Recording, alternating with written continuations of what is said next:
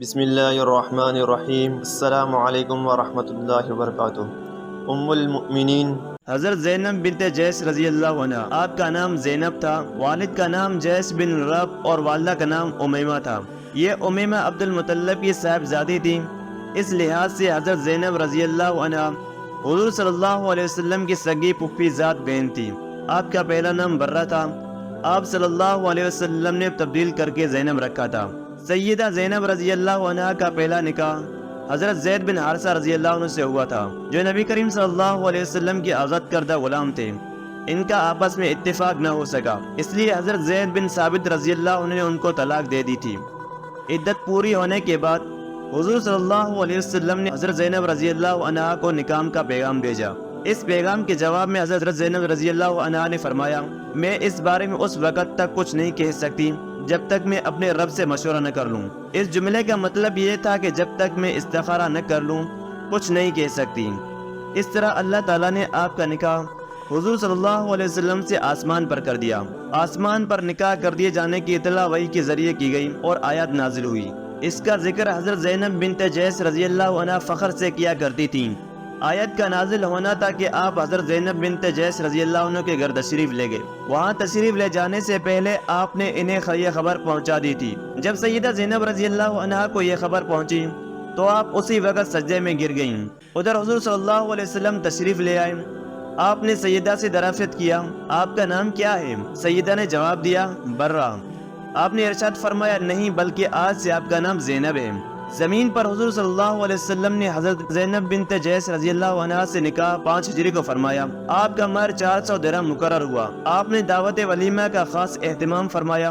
سیدنا انس بن مالک رضی اللہ عنہ فرماتے ہیں کہ حضور صلی اللہ علیہ وسلم نے کسی نکاح میں ولیمے میں اتنا اہتمام نہیں فرمایا تھا جتنا کہ سیدنا زینب رضی اللہ عنہ کے ساتھ نکاح میں فرمایا۔ سیدہ عائشہ رضی اللہ عنہ نے آپ کو مبارکباد دی، پھر آپ تمام ازواج مطہرات کے حجروں میں تشریف لے گئے اور سب کو سلام کیا۔ سبھی نے آپ کو مبارکباد دی۔ انس رضی اللہ عنہ کی والدہ نے مالیدہ تیار کیا اور ایک تھال میں رکھ کر ان سے فرمایا، انس یہ سرکار دو عالم صلی اللہ علیہ وسلم کی خدمت میں لے جاؤ، آپ سے عرض کرنا کہ یہ میری والدہ نے بھیجا ہے اور وہ آپ کو سلام کہتی ہے، عرض کرتی ہے کہ اے اللہ کے رسول، یہ ہماری طرف سے ایک قلیل ہدیہ ہے۔ حضرت انس بن مالک رضی اللہ عنہ کی والدہ رشتے میں حضور صلی اللہ علیہ وسلم کی خالہ تھی۔ انس بن مالک رضی اللہ عنہ وہ مالیدہ لے کر آپ کی خدمت میں حاضر ہوئے، اپنی والدہ کا سلام عرض کیا اور ان کے الفاظ بھی دہرائے۔ آپ صلی اللہ علیہ وسلم نے فرمایا، جاؤ فلاں فلاں کو بلاؤ اور جو آدمی بھی راستے میں ملے اسے بھی بلا لاؤ۔ آپ نے کچھ لوگوں کے نام بھی لیے، چنانچہ میں نے وہی کیا جیسا کہ آپ نے حکم فرمایا تھا۔ اس طرح سب لوگ آ گئے۔ حضرت فرماتے ہیں کہ وہ تقریباً 300 آدمی تھے۔ اب حضور صلی اللہ علیہ وسلم نے فرمایا، وہ تشت لاؤ۔ جب حضرت انس رضی اللہ عنہ تھال لے آئے تو آپ نے فرمایا، 10 آدمیوں کا حلقہ بناؤ اور سب اپنے آگے سے کھاؤ۔ ان حضرات نے ہدایت کے مطابق کھانا کھانا شروع کیا۔ سب نے سیر ہو کر کھایا۔ جب سب فارغ ہو گئے تو تشت میں کھانا اسی طرح موجود تھا، بلکہ حضرت انس رضی اللہ عنہ فرماتے ہیں کہ جب میں نے اس تشت کو سب کے سامنے رکھا تھا اس وقت اس میں کھانا زیادہ تھا، یا جس وقت اٹھایا اس وقت زیادہ تھا۔ اسی دعوت ولیمہ میں آیت حجاب یعنی پردے کی آیت نازل ہوئی۔ اس آیت کے نزول کے بعد آپ صلی اللہ علیہ وسلم نے دروازے پر پردہ لٹکا لیا اور لوگوں کو گھر کے اندر جانے کی ممانعت ہو گئی۔ یہ واقعہ ذی قعدہ 5 ہجری کا ہے۔ اس نکاح کی چند ایسی خصوصیات ہیں جو آپ صلی اللہ علیہ وسلم کے کسی اور نکاح کی نہیں ہیں۔ ایک یہ کہ عرب میں منہ بولا بیٹا اصل بیٹے کے برابر سمجھا جاتا تھا۔ یہ بات بالکل ختم ہو گئی، کیونکہ جب حضور صلی اللہ علیہ وسلم نے آپ سے نکاح کیا تو مشرکین نے باتیں بنانا شروع کی کہ لو جی، مسلمانوں کے رسول نے تو اپنے بیٹی طلاق یافتہ بیوی سے نکاح کر لیا۔ اس پر اللہ تعالیٰ کا حکم نازل ہوا، محمد صلی اللہ علیہ وسلم مردوں میں سے کسی کے باپ نہیں ہیں، بلکہ اللہ کے پیغمبر اور نبیوں کے سلسلے کو ختم فرما دینے والے ہیں، اور اللہ ہر چیز سے واقف ہے۔ اس حکم سے اللہ تعالیٰ نے واضح فرما دیا کہ منہ بولا بیٹا حقیقی بیٹے کی طرح نہیں، نہ اس حکم میں شامل ہے کہ بیٹیوں کی بیویوں سے نکاح حرام ہے۔ اس نکاح کی دوسری خصوصیت یہ ہے کہ آقا اور غلام کے درمیان صدیوں سے معاشرتی فاصلے کم ہو گئے، کیونکہ اس سے پہلے لوگ اپنے غلام کی متعلقہ بیوی سے نکاح کو برا سمجھتے تھے۔ تیسری خصوصیت یہ ہے کہ اس نکاح کے موقع پر پردے کا حکم نازل ہوا۔ نمبر 4 یہ کہ نکاح کے بارے میں وحی نازل ہوئی، اور 5ویں بڑی خصوصیت یہ نکاح آسمانوں پر ہوا۔ حضرت زینب بنت جیش رضی اللہ عنہ دوسری ازواج سے اسی بنا پر فخر کیا کرتی تھیں۔ حضرت عائشہ صدیقہ رضی اللہ عنہ ان کے بارے میں فرماتی ہیں، زینب بنت جیش مرتبے میں میرا مقابلہ کرتی ہیں، رسول اللہ صلی اللہ علیہ وسلم کے نزدیک وہ میری ہم پلہ تھیں۔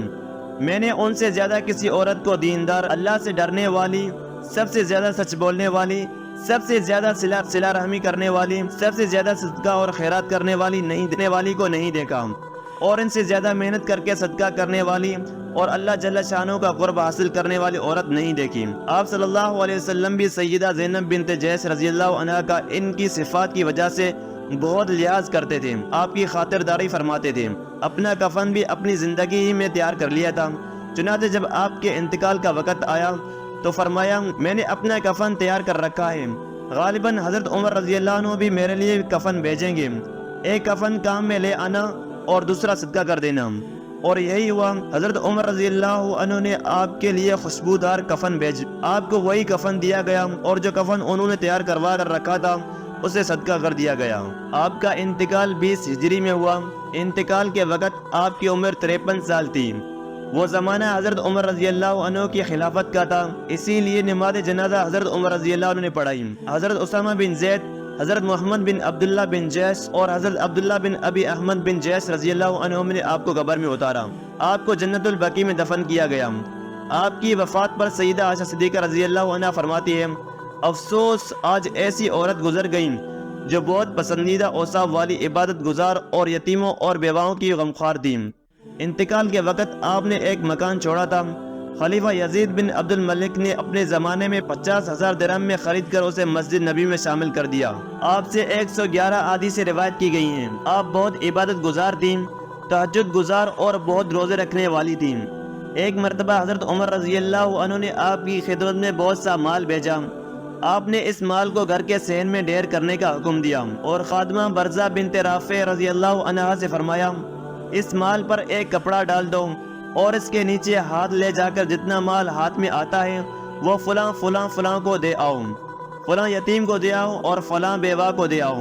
اس طرح یہ مال برابر تقسیم ہوتا رہا۔ آخر جب کپڑے کے نیچے بہت تھوڑا سا مال رہ گیا تو برزہ بنت رافع رضی اللہ عنہا نے کہا، اے ام المؤمنین، اس مال میں آخر ہمارا بھی تو کچھ حق ہے۔ آپ نے ان سے فرمایا، اچھا جو بچ رہا ہے وہ تم لے لو۔